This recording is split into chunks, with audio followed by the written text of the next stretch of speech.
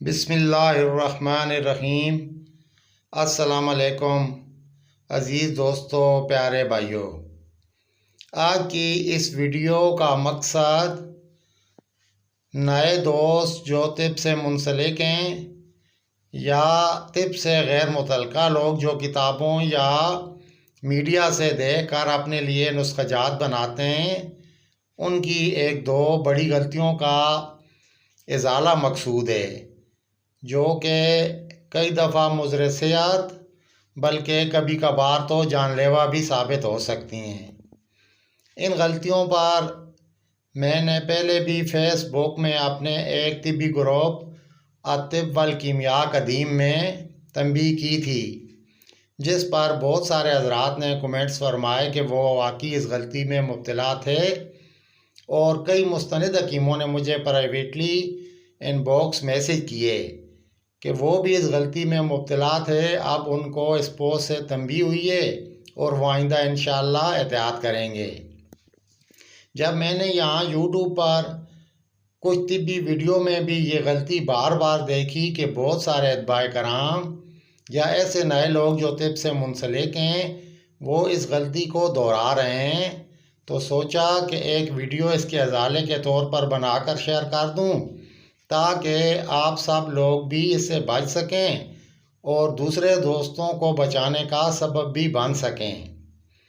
تو یہ ایک بڑی غلطی تو یہ ہے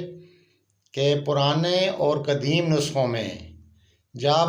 آپ خوراک دیکھتے ہیں کہ ایک چاول یا آدھا چاول یا چوتھائی چاول لکھی ہوئی ہے یا ایک خشخاش وغیرہ، تو اس سے مراد کیا ہوتی ہے؟ یاد رکھیں کہ چاول آپ نے درمیانے سائز کا مراد لینا ہے، نہ بڑا ہو نہ چھوٹا، نیز چاول کچا چاول پکا ہوا بھی نہ ہو، اور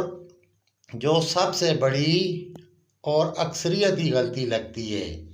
وہ اس کا وزن مراد ہوتی ہے۔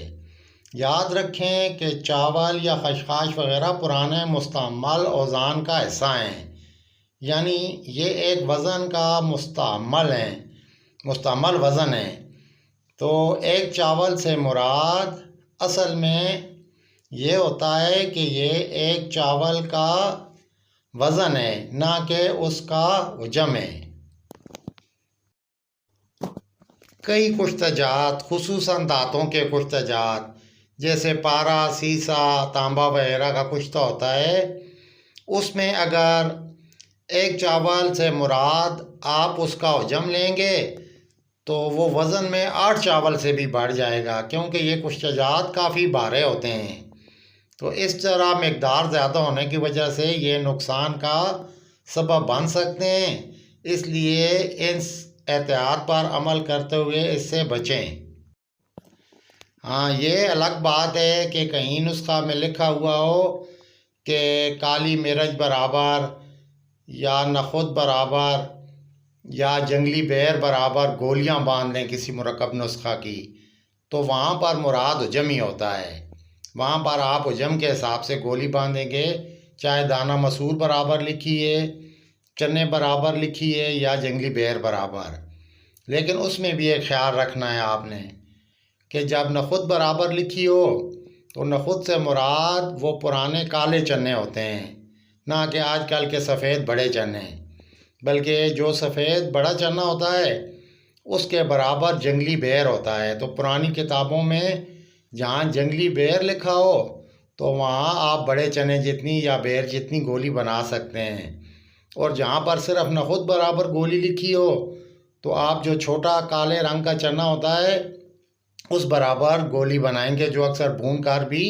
بازار میں ملتا ہے۔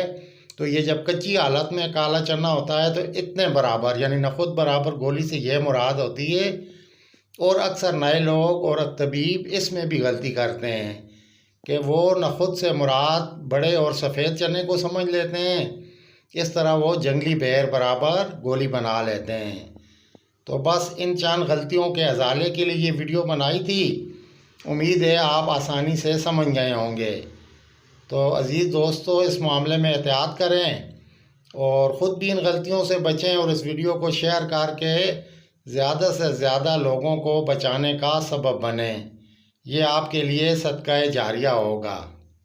اوکے، اس دعا کے ساتھ اجازت چاہتا ہوں کہ اللہ کریم مجھے، آپ کو اور تمام انسانوں کو دنیا آخرت کی صحت و سلامتی اور عافیت نصیب فرمائے۔ والسلام، طالب دعا ڈاکٹر محمد زمان صابر۔